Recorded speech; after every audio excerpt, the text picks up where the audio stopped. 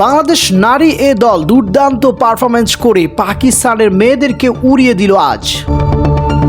110 run করে বড় জয়ে ফাইনালে চলে গেল বাংলাদেশ নারী ক্রিকেট দল। পুরো 20 ওভার খেলে বাংলাদেশ নারী এ দল করতে পেরেছিল 8 উইকেটে 110 রান। যে কোনো ধরনের টি-20 ক্রিকেটেই রানটা কম ছিল, কিন্তু জিতলে এটাই সবচেয়ে বড় কঠিন। কিন্তু পাকিস্তান নারী এ দলের বিপক্ষে এই রান নিয়ে জিততে কোনো কষ্টই হয়নি বাংলাদেশের।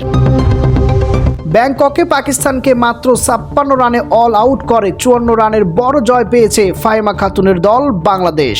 এই জয় এশিয়া কাপ রাইজিং স্টার্সের ফাইনালে উঠেছে বাংলাদেশ নারী এ দল। অল্প রান তারায় নেমে শুরু থেকেই চাপে ছিল পাকিস্তান। প্রথম 6 ওভারে 21 রান তুলতে হারায় দুইটি উইকেট। পাওয়ার প্লের পর বোলিংয়ে এসে দলটিকে আরও চাপে ফেলেন বাংলাদেশ নারী দলের অধিনায়ক ফাহিমা খাতুন।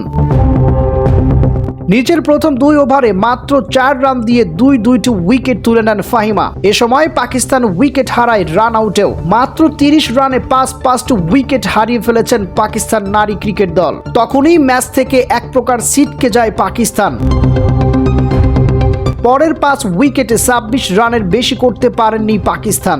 বাংলাদেশের বোলারদের মধ্যে সানজিদা আক্তার দুর্দান্ত পারফরমেন্স করে 3 ওভার 4 বল করে 6 রান দিয়ে তুলে নেন তিনটি উইকেট।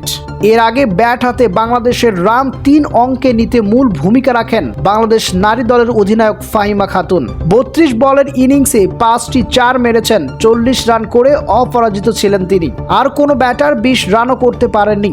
দ্বিতীয় সর্বোচ্চ 20 বলে 15 রান করেন শারমিন সুলতানা।